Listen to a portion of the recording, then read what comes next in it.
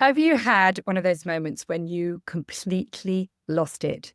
It seems like it comes from nowhere and you wonder, oh God, now what do I do?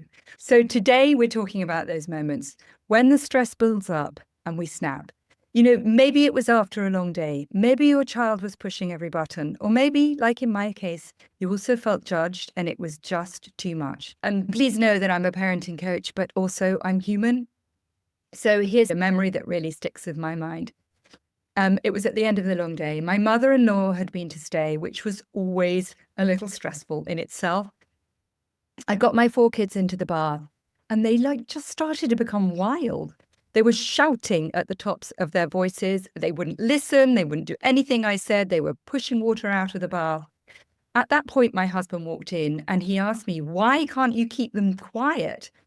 Literally a nanosecond later, something in me just flipped and I completely lost it. And I screamed, well, you can just fuck off at the top of my voice. I shouted at the kids then, and you can too. And then I stomped down the stairs and I could hear them shouting, Mommy, where are you going? I ran out of the house. I jumped in the car, which was probably a really bad idea because I was in such a state. And I just drove off. And I was still feeling absolutely furious. As I started to calm down, I had so many emotions, including shame and guilt. And I'd kind of wondered if I'd damaged my kids. I felt judged by my husband, and I'd wished I'd handled it better. So this is what we're going to be diving into today. What leads us to these moments, the guilt that follows, and most importantly, how to move forward in a way that's helpful for both us and our kids and our spouses. But first, as a parent, you know it's important to have clear boundaries, but you also want to be caring and compassionate, right? Well, I'm Camilla McGill, and as a seasoned parenting coach and mum of 4, I'm excited to give you the principles, tools, and inspiration you need to raise amazing kids. Welcome to Raising Kids with Love and Boundaries. So today I'm going to be covering 3 key strategies that help us repair and reset after we've lost it. And I'll also be answering a great question. I call them my question of the week. My 4-year-old wouldn't let it go. I said no to him using my phone and he started nagging at me in that whiny voice and then he hit me. I absolutely lost it and I screamed at him. Then he started sobbing and I felt terrible. What kind of role model was I being and what should I do when this happens? So stick around until the end because I'm going to give you really practical advice for that very question. But also, first up, number 1, what causes us to lose it? So let's go deeper into why we lose it in the first place. These moments, like it was for me, they really don't just happen out of nowhere, even though it feels like they do. There's always something underneath the surface that's building up until we explode. So here are 5 of the biggest triggers that cause us to explode and lose it. Number 1, overload. We are juggling so much. We're juggling work. We're juggling running the home. We're juggling our relationships, our friendships, maybe caring for parents in some way. And then there's the whole parenting aspect. There's homework, there's their extracurricular activities, there's food, there's just being with them, there's playing with them. There is just so much involved when we are a parent. And sometimes it all feels too much. Number 2, exhaustion. I help parents a lot with managing their children's sleep and getting them into much, much better sleep patterns. But sleep deprivation, particularly if you've got a young baby, it makes everything so much harder to handle. And, when we're sleep deprived, a small annoyance can really feel like a huge problem. And then, that's just kind of when we're running on empty. So, of course, we're going to have low reserves. Number 3, feeling judged. Like when my husband asked me why I couldn't keep them quiet. I felt incensed that he thought I should be able to keep them quiet. In fact, actually, what I learned later is that he'd just finished a really difficult day at work, which was why he was so annoyed with me. These things have such an impact on us and our relationship, but That doesn't mean to say that was my fault or I should have known. Number 4, not feeling heard. When our child keeps ignoring us, it is such a button pusher. And when we feel like nobody listens to us, nobody's respecting us, and that frustration just builds. And number 5, it kind of plays into this expectation that we have that our child should listen to us, which causes us to very often to explode. But really, the other expectation, if we expect ourselves to be endlessly patient and calm, we're kind of setting ourselves up for failure. And also just kind of recognizing what triggered us, what were these moments that trigger us, can help us be more aware next time. So next up, number 2, when dealing with these moments when we lose it, is how guilt and shame affects us and why beating ourselves up doesn't help. So look, once the storm has passed, guilt and shame often take over, like they did for me. We think things like, oh God, have I damaged my child for life? What must they think of me? I really shouldn't have done that. Why am I like this? Whilst guilt's a really common emotion, especially, I think, with mothers, it really isn't constructive, and shame definitely isn't.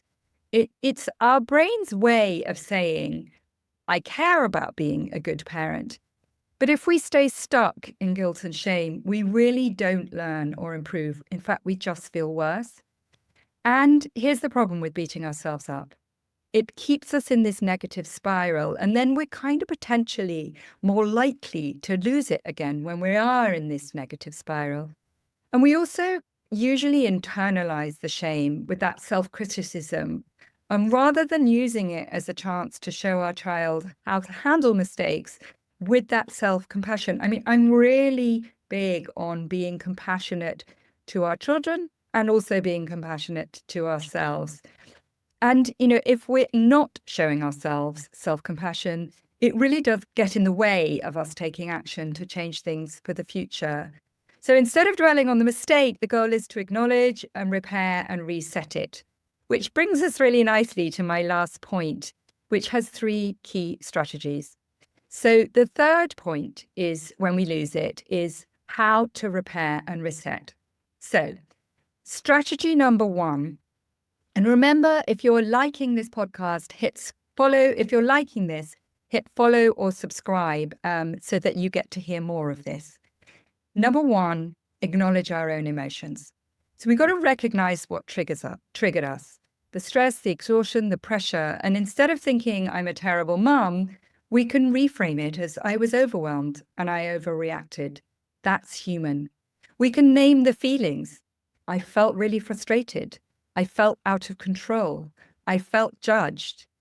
This reduces the power that our emotions might have over us. And, I'm a really big believer in breath.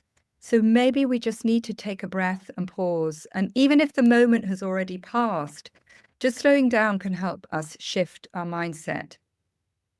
So we need to reflect on what led up to it. What was it? Was it this tiredness, the stress, the pressure? Because identifying the root cause does help us for future blow-ups. And we also need to remind ourselves that one moment doesn't define us as a parent. What we do next is what matters most.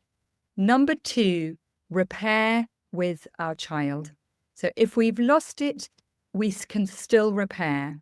A simple, genuine apology really does go a long way. Wow, I felt really overwhelmed and I shouted. That's not how I wanted to handle it. Also about owning it, because our children can think that it's their fault. So we can say, this is my stuff, not yours. They don't need long explanations or kind of self-flagellation. Just seeing us acknowledge it helps them learn about emotional resilience and also avoid blaming themselves. So keep it brief and to the point. Just an honest moment. And we can also show warmth, like a hug or a gentle touch on their back. That can really help reassure them that, it isn't, we're not about being perfect. So it can also help reassure them. And also, repair isn't about being perfect. It's about showing our child how to handle mistakes and move forward. And listen, think about like this. If another adult was involved, we might need to briefly acknowledge things with them. If another adult was involved, like i.e. our spouse, we might want to acknowledge it with them too. We don't have to over apologize, but a simple, I really wasn't at my best earlier, it can reset the tone. I'm also a believer in using some humor when things have calmed down. And actually, that's what I did with my husband. When I came back, I was like, whoa, I really wasn't at my best then. I think, as I say, humor can be really good. And number three, reset for next time. So we ask ourselves, what small shift can I make? Maybe next time when I'm feeling it build up, I could take a breath. I could step away, or I could ask for help. Maybe it's even, just quickly phoning somebody. Obviously, if children are in the bath, we're never going to leave them there, but, stepping outside with the door open and just phoning a friend. So identifying the triggers, is it this exhaustion, overwhelm, or lack of support? Because, when we name it, it does really help. Also, it can really help to make a plan. If that bath time period is very stressful, skip the bath or have a bath in the morning. Or maybe you're having the bath after children have had their supper, have it before. Or maybe if you're prone to losing it as you walk in the house, if you've been at work all day, sit outside and take some deep breaths then. So really practice the idea of self-compassion. Instead of beating ourselves up, we need to remind ourselves that every parent struggles. We don't know what goes on behind closed doors. And also think about, what would you say to a friend in the same situation? And I really think we need to offer ourselves the same kindness. So I'm coming on to answer the question of the week. But I want to just remind you to hit subscribe or follow. And also, you can book a free discovery call with me to talk things over. So go to myparentingsolutions.com and you'll find the link there, or you can look at the show notes. So here is the question of the week. My 4-year-old wouldn't let it go. I said no to him using my phone, and he started whining and crying, and then he hit me. I absolutely lost it, and I screamed at him, and then he started sobbing. Well, first of all, you probably gathered from today, you're not alone. So many parents experience this exact situation. So here's what I'd suggest. And you can go back over this podcast and also see the show notes because you might want to think about the preventative things. But if it's already happened, the breath, which again, I'm going to mention it again, acknowledge our own feelings to ourselves. I lost it because I was pushed to my limit, but it's not a sign of failure. It's a sign that I was human. And then we might want to repair and learn with our child. I'd wait a little bit till things have calmed down, and we might say something like, I felt really frustrated when you asked me for my phone and I shouted. I don't want to do that. Let's talk about what happened. I made a mistake. Wasn't going to give you my phone, but I shouldn't have shouted. So that was my mistake. Now, we definitely want our children to take responsibility. We don't want to just say, here's the phone.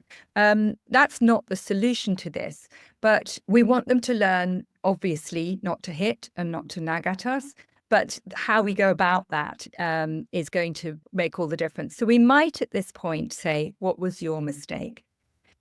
We've got to know that our child was frustrated and they reacted by hitting.